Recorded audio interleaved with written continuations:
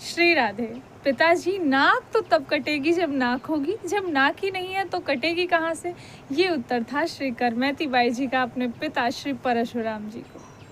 कहानी है हरियाणा में जन्मी श्री कृष्ण की परम भक्ता श्री करमैती बाई जी की, जिन्होंने मीराबाई की तरह अपना सर्वस्व समर्पित कर दिया था श्री कृष्ण के चरणों में और श्री कृष्ण को अपना पति मानती थी।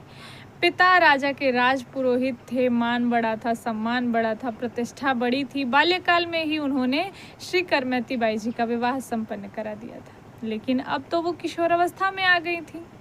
अब पिताजी ने उनके गौने की तिथि सुनिश्चित कर दी थी और साथ ही उठ चुका था श्री करमैती बाई जी के मन में एक द्वंद्व, क्या कि यदि ये तन और मन दोनों ही श्री कृष्ण को समर्पित है तो इसे कोई और कैसे स्पर्श कर सकता है? मैं कैसे किसी और के साथ अपना पूरा जीवन व्यतीत कर सकती हूँ? नहीं जाना मुझे किसी के साथ। उन्होंने घर से बाहर जाने का निर्णय ले लिया और रात्रि में घर से भाग गई और निकल पड़ी श्री वृंदावन धाम की ओर। लेकिन सबको पता था कि श्री कृष्ण की परम भक्ता है, कहीं नहीं जाएगी, श्री वृंदावन धाम में ही जाएगी। तो सभी लोगों ने घोड़े हाथी लेकर के निकल पड़े श्री करमैती बाई जी की खोज में सिपाहियों से। लेकिन श्री करमैती बाई जी बड़ी चतुर निकली।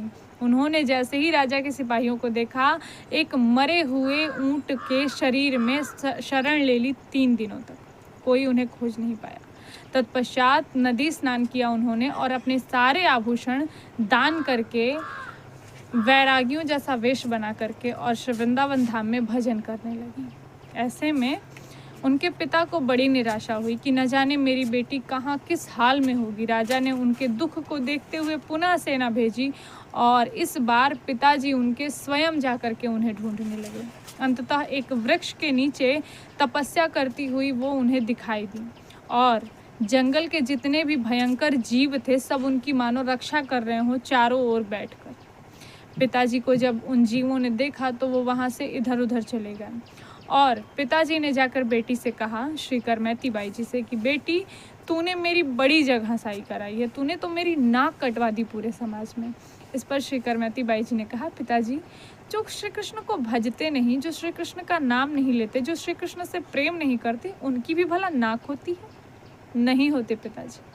जो श्री कृष्ण के भक्त नहीं होते उनकी कोई नाक नहीं होती, उनकी कोई प्रतिष्ठा नहीं होती। इसलिए जब आपको श्री कृष्ण प्रिय ही नहीं है तो आपकी कैसी प्रतिष्ठा? नाक तो मेरी कट जाती यदि मैं उस व्यक्ति के साथ चली जाती, क्योंकि वो व्यक्ति व्याभिचारी था, दुर्गुणी था। तो ये थी श्री करमैती बाई जी की कथा।